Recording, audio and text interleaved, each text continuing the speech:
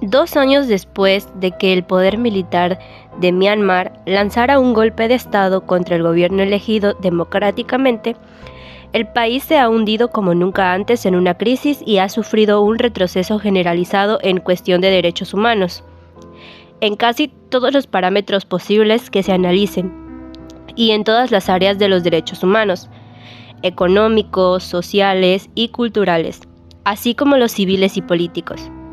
Myanmar ha sufrido un enorme retroceso, declaró el jefe de Derechos Humanos de las Naciones Unidas, Volker Turk. A pesar de las obvias obligaciones legales que tiene el poder militar de proteger a los civiles mientras se desarrollan hostilidades, ha existido un desprecio constante por las normas del derecho internacional al respecto. En lugar de ser mantenidos al margen, los civiles han resultado ser los objetos reales de los ataques, siendo víctimas de disparos de artillería y de ataques aéreos indiscriminados y dirigidos contra ellos y ellas, de ejecuciones extrajudiciales, del uso de tortura, así como de la quema de pueblos enteros. Según afirman fuentes fiables, al menos 2.890 personas han resultado muertas a manos de los militares y de otros que colaboran con ellos, de las cuales al menos 767 habían sido previamente detenidas.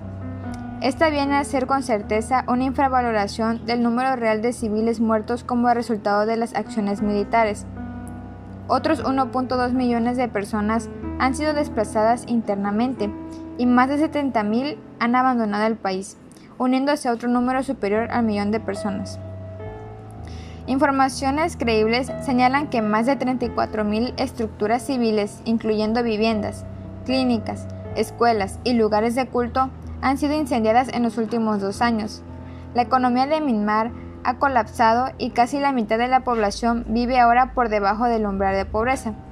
Desde que se llevó a cabo el golpe de Estado, los militares han encarcelado a los líderes del país que habían sido elegidos democráticamente y, en meses posteriores, han detenido a otras más de 16.000 personas, la mayor parte de las cuales se enfrentan ahora a acusaciones falsas en tribunales controlados por los militares, lo que constituye una violación de los derechos al debido proceso y a un juicio justo, en relación con su negativa a aceptar las medidas del poder militar. Debemos encontrar una salida a esta situación catastrófica, la cual nos deja a diario escenas de mayor sufrimiento humano y de violaciones de derechos. 2 de las condiciones fundamentales que se acordaron, detener todo acto de violencia y permitir el acceso de ayuda humanitaria, no se han cumplido. De hecho, hemos sido testigos de todo lo contrario. La violencia está fuera de control y se ha restringido en gran medida la ayuda humanitaria. Volker Turk.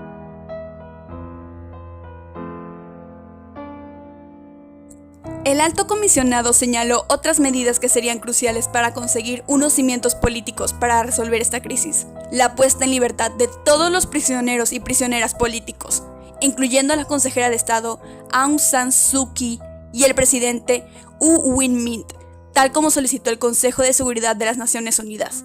Un diálogo inclusivo con todas las partes, en el que participen tanto la presidencia de la ASEAN como el enviado especial de las Naciones Unidas, así como permitir un acceso significativo al país a la Oficina de Derechos Humanos de las Naciones Unidas, con el objeto de que supervisen la situación de manera independiente e imparcial.